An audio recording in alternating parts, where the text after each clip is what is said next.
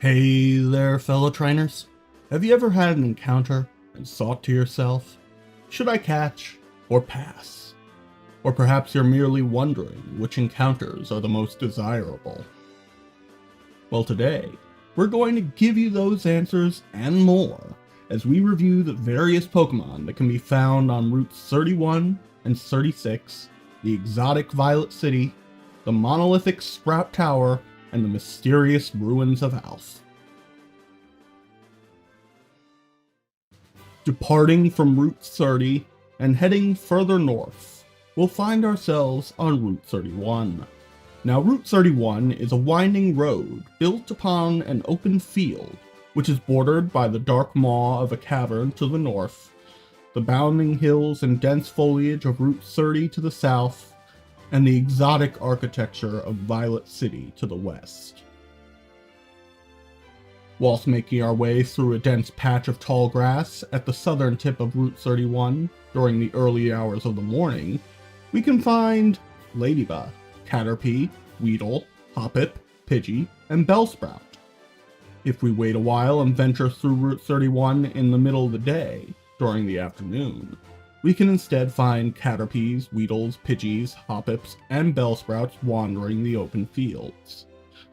However, if we wait even longer and come back here during the evening, we'll instead find wild Spinneracks, Poliwags, Zubats, Gastlys, Hoothoots, and Bellsprouts venturing through the darkness of the night. Now, out of all 11 encounters to be found on this route, we have two new Pokemon we've never seen before, Gastly and Bellsprout. In the past, I've talked about Gastly, as well as its evolved forms, Haunter and Gengar, calling them some of the best special sweepers in the game. This point still stands, but there is one major change that came with Generation 2 for Ghost-type Pokemon. Namely, that the programming error that led to Ghost types having no effect on Psychic types was fixed by this point in the franchise. Ghost types were finally super effective against Psychic types, as originally intended. Moving back to the matter at hand, however, I feel it's worth giving Gastly and its evolved forms another look, given that the special stat was split in this generation as well.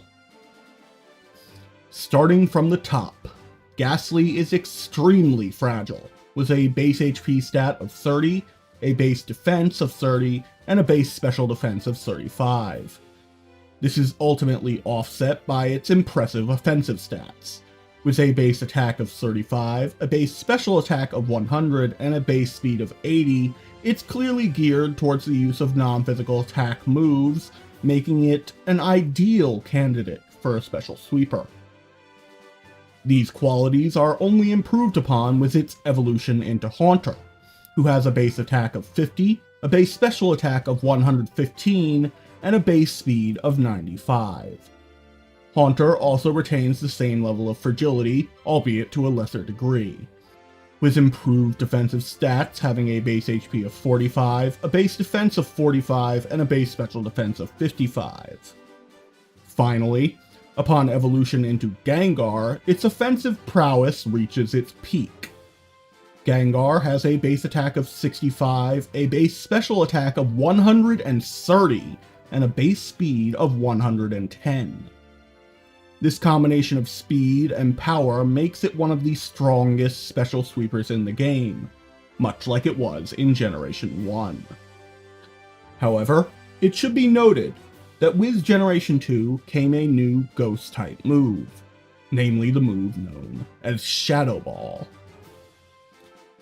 It would seem, at any rate, that the Ghost-type Pokemon of this generation finally had a powerful move at their disposal.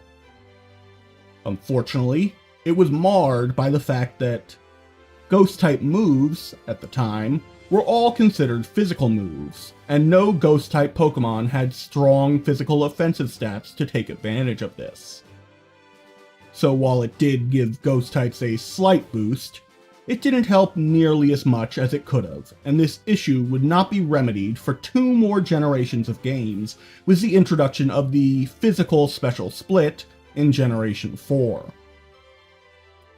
Last but not least for this route, we have Bellsprout, a Pokemon whom many trainers have developed a disdain for due to its commonness in the Johto region. However, if we take a closer look, this Pokemon is not at all a bad addition to the roster, and can be quite powerful if you invest enough into it. Starting from the top, Bellsprout is quite fragile, with a base HP of 50, a base defense of 35, and a base special defense of 30, it can't really take many hits without withering under the assault. It does, however, boast decent offensive stats, with a base attack of 75, a base special attack of 70, and a base speed of 40. This is only improved upon when it evolves into Weepinbell at level 21. Weepinbell has improved defensive bulk, with a base HP of 65, a base defense of 50, and a base special defense of 45. Its offensive stats also see notable improvement, with its base attack jumping to a value of 90, its base special attack to a value of 85, and its base speed to a value of 55. When exposed to a Leaf Stone, however, it can be taken to its final and strongest form, namely Victreebel. Now, Victreebel is a behemoth of a Pokemon, with exceptionally well-rounded base stats. Boasting moderate defensive bulk with a base HP of 80, a base defense of 65, and a base special defense of 70, it can certainly weather a few blows. Its offensive stats also reach their absolute peak in this form, with an increased base attack of 105, a base special attack of 100, and a base speed of 70. However, as with all stone evolutions, timing is everything. As you can see, Victreebel learns nothing via level up, and only has a slight difference in terms of its available learn set from TMs and HMs when compared to Weepinbell. Weepinbell, and by consequence Bellsprout as well, have access to a wide variety of status moves, as well as Grass-type and Poison-type attack moves, which allow for some freedom in terms of approach. Overall, if you opted for the Water-type starter Totodile, or the Fire-type starter Cyndaquil, the Bellsprout evolution line is a great way to round out your team. Personally, I would suggest the moveset of Giga Drain, Sludge Bomb, Cut, and either Sleep Powder or Toxic, if you were to make use of this Pokemon. But there are, admittedly, countless variations upon this that you could try. Regardless, it's worth catching for the sake of a particular exchange we'll come across shortly. Now, as we make our way further west, we'll find ourselves in Violet City. A series of buildings with exotic architecture, reminiscent of the real-world Japan, spans out ahead of us, and a huge tower looms in the north. Amidst the hustle and bustle of city life, we'll meet various people just living their lives in peaceful tranquility.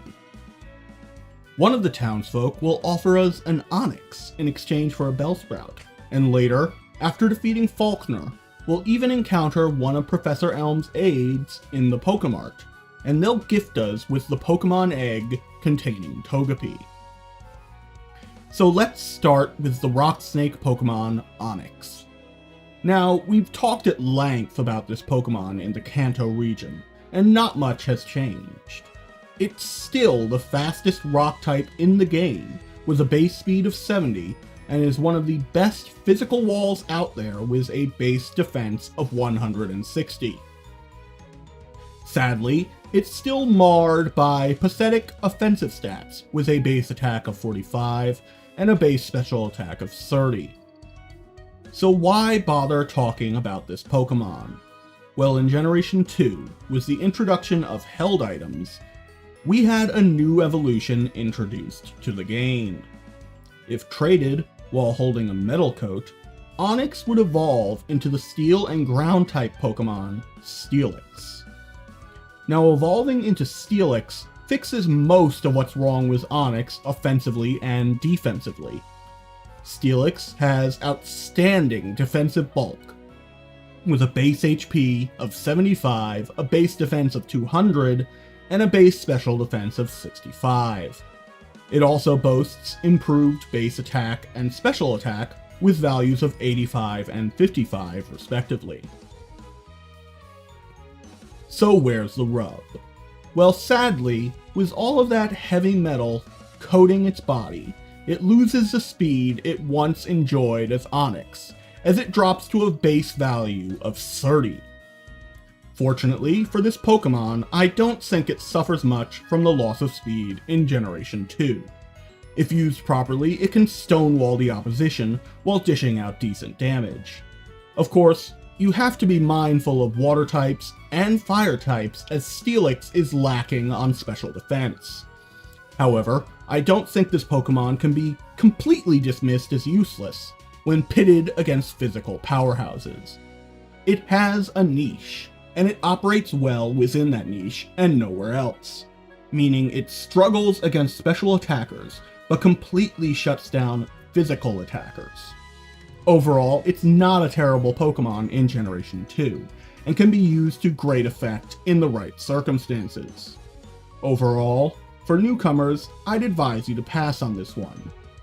However, if you're a veteran player looking to try something a little different, maybe give Steelix a chance, and it might surprise you.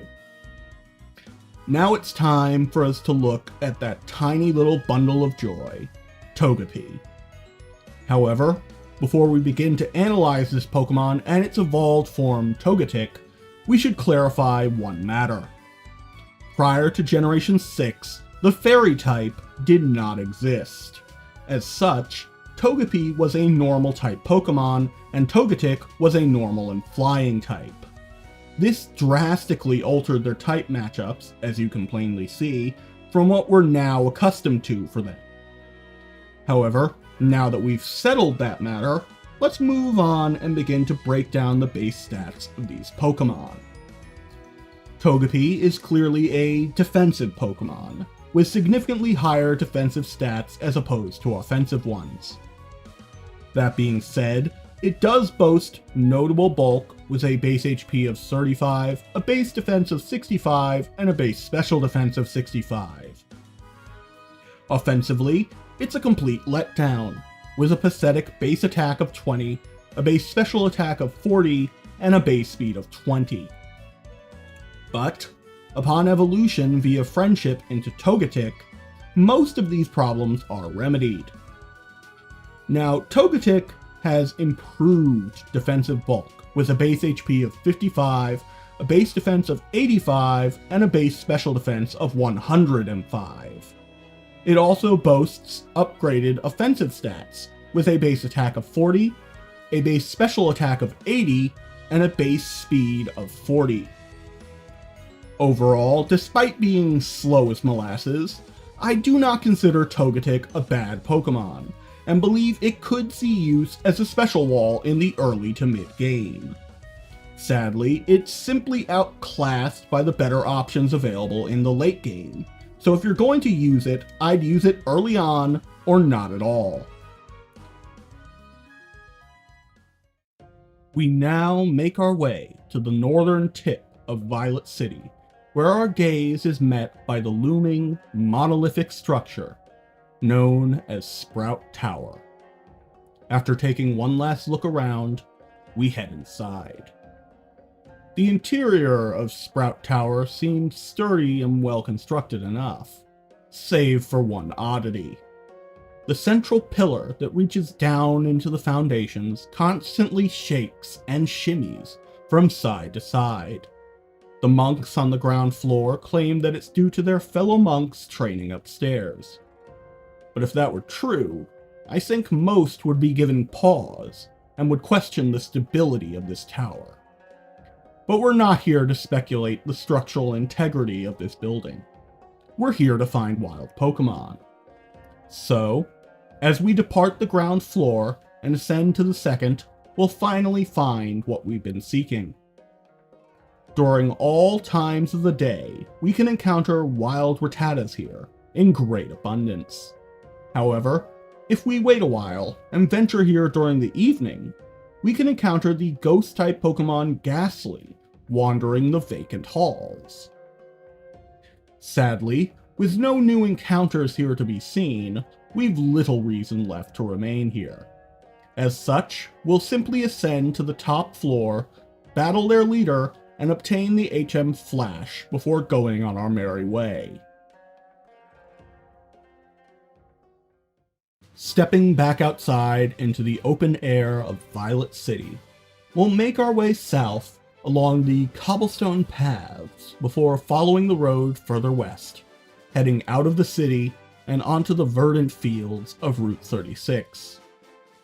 Amidst the tall grass and rolling hills of this route, during the early hours of the morning, we can find the following Pokemon: Pidgey, Ladybug, Growlithe, and Bellsprout.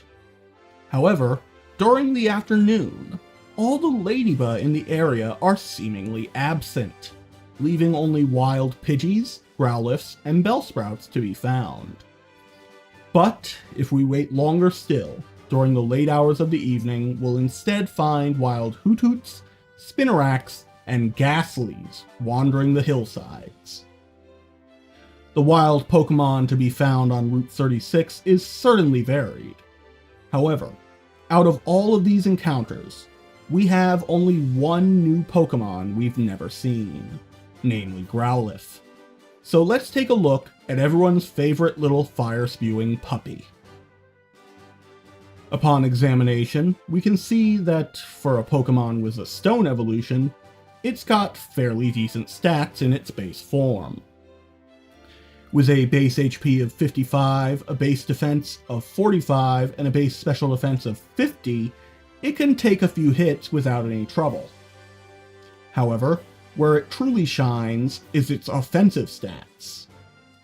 With a base attack of 70, a base special attack of 70, and a base speed of 60, it can outrun most early game Pokemon and deal significant damage. Upon exposure to a Firestone, however, it evolves into Arcanine. Now, Arcanine is a true powerhouse of a Pokemon. With a base HP of 90, a base defense of 80, and a base special defense of 80, it can weather several blows without breaking a sweat. Its offensive stats also see a significant improvement, as its base attack jumps to a value of 110, its special attack to a value of 100, and its speed to a value of 95. Overall, I'd say this Pokemon is worth catching and investing in. However, like with all stone evolutions, timing is everything. I would personally wait until level 50 when Growlithe learns Flamethrower to expose it to a Firestone. However, if you exposed it earlier, or wanted it to learn both Extreme Speed and Flamethrower, all is not lost.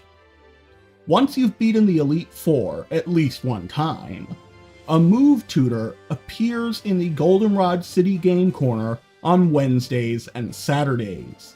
He will be able to teach this Pokemon Flamethrower for 4,000 coins, thus allowing you to evolve it prior to level 50 to learn Extreme Speed and still have access to Flamethrower.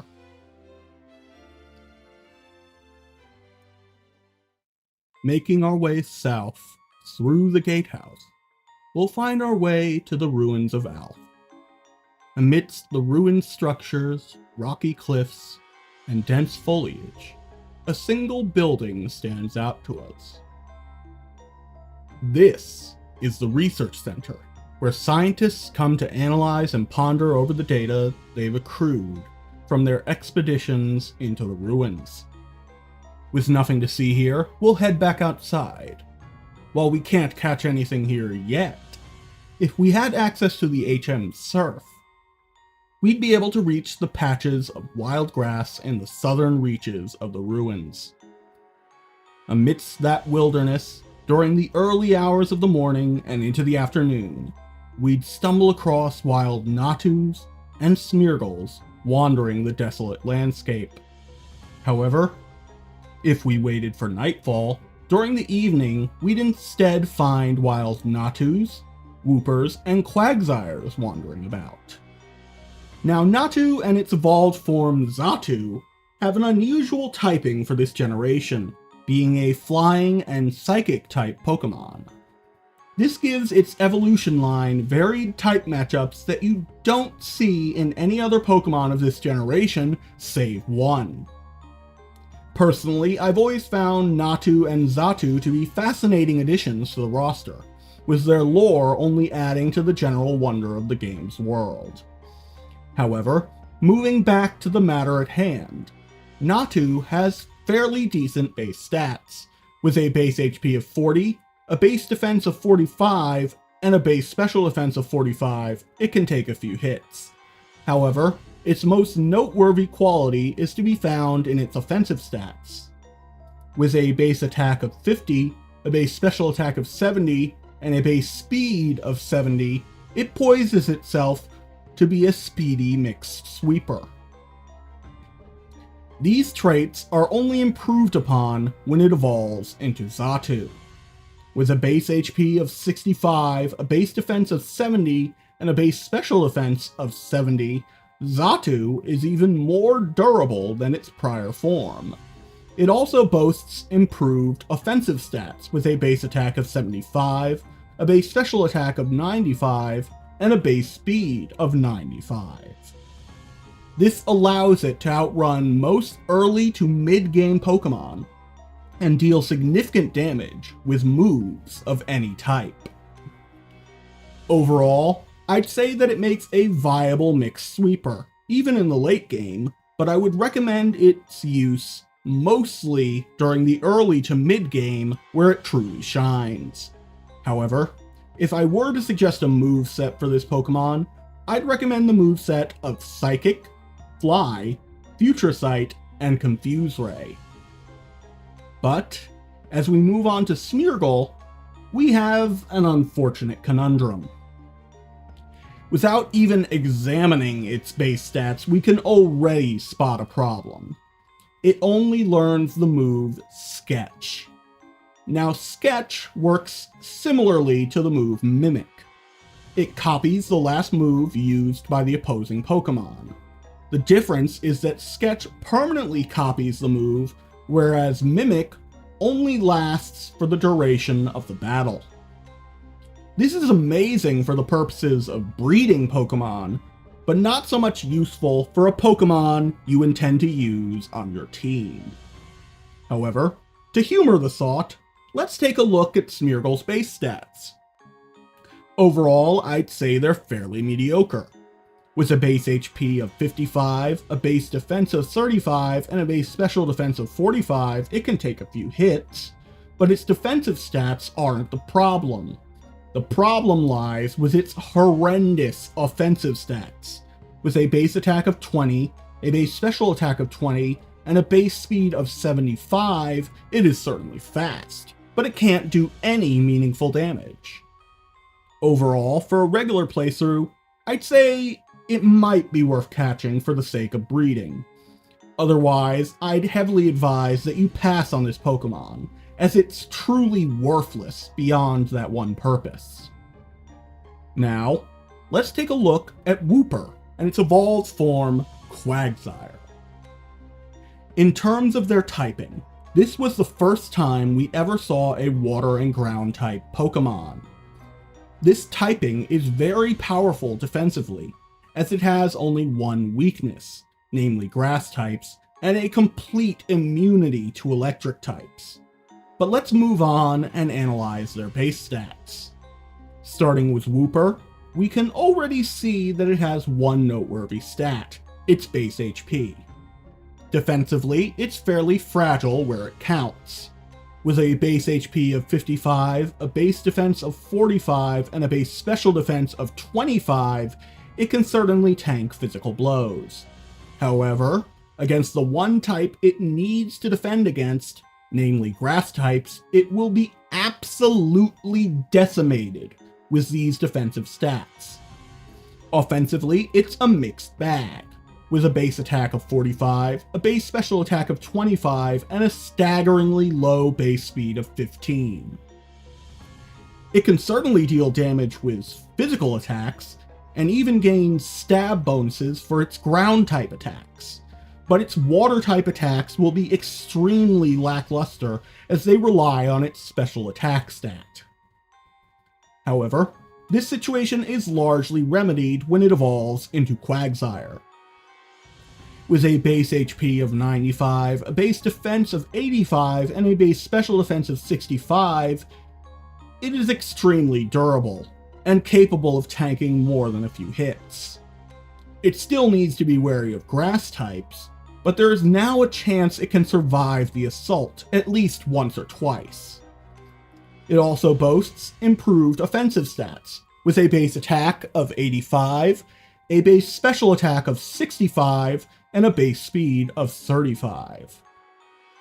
While still certainly about as slow as they come, it can at least deal decent damage regardless of the move's type, which works to its benefit. Overall, I'd say that it's a worthy addition to your roster. If you went with Chikorita as your starter, I'd say it's almost mandatory, as it will help round out your team without greatly increasing the amount of type weaknesses you need to worry about. Personally, if you were to use this Pokemon, I'd recommend the moveset of Surf, Earthquake, Ice Punch, and for the last move slot, either Amnesia or Rest. Now, finally, we'll make our way inside the ruins. Inside, we'll note that strange symbols line the walls, and we feel almost constantly watched. This is not just our imagination, or paranoid delusions. We are indeed being watched.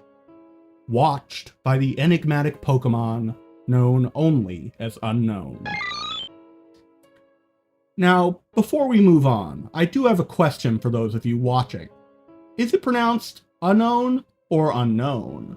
My entire life, I've never heard it pronounced the way it's actually spelled in-game, and I've always wondered, more recently, if how I'm saying it is actually correct. So, how do you pronounce it? Tell me down in the comments below. I'm genuinely curious, and I honestly don't know what the right or wrong answer is to this question. But let's get back to the matter at hand. Looking at the base stats, it's actually not bad at all. With a base HP, defense, and special defense of 48, it's fairly durable for a Pokemon in the early game. However, it's also quite powerful, and decently fast for an early game Pokemon, with a base attack of 72, a base special attack of 72, and a base speed of 48. But what makes Unown so interesting as a Pokemon is its signature move, Hidden Power. Now, Hidden Power, though displayed as a normal type move in the UI of the game, actually can be any of the 15 types in Generation 2. The way its type and power is determined is via these formulas. At first glance, I'll admit, this looks daunting and confusing. However, I'll walk you through it, and try my best to make this as clear and simple as possible. Let's start by breaking down the variables in the Hidden Power type equation using an example. In this example, we have an Unown with the following DV values: 12 HP, 10 attack, 10 defense, 13 speed, and 8 special. Now I hear you asking, where are the special attack and special defense DVs? Well, in Generation 2, the special attack and special defense stat shared the same DV value, the special DV. Only the actual base stats were separated at this time in the franchise. They gained their own separate values with Generation 3 when we made the switch from DVs to IVs. But moving back to the matter at hand, we have our sample DV values. The variable A in the Hidden Power type equation represents the attack DV, so its value is 10. The variable b represents the defense DV, which in our example is also a value of 10. Now we must plug in the values into the equation. So we have the formula of hidden power type equals 4 times 10 mod 4 plus 10 mod 4. Now in math, the term mod or modulus merely means that we take the value in front, in this case 10, divide it by the value at the back, in this case 4, and output the remainder. So, to make this as simple as possible, we're going to do some long division to visualize it. 10 divided by 4. 10 minus 4 equals 6, but we can still divide into that. So we go further with 6 minus 4, which equals 2. And from this point we can't divide further. Thus we have an answer of 2 with a remainder of 2. Ergo 10 mod 4 equals 2. So, going back to the formula, we now have hidden power type equals 4 times 2 plus 2. Applying the order of operations, we do multiplication first, so 4 times 2 equals 8, leaving us with the equation hidden power type equals 8 plus 2, which is 10. So we finally have our value for the hidden power type. But what does a value of 10 mean? Well, to answer that, we must compare our result against this table. According to this table, a value of 10 means that we have a grass-type hidden power. But this is only half the job.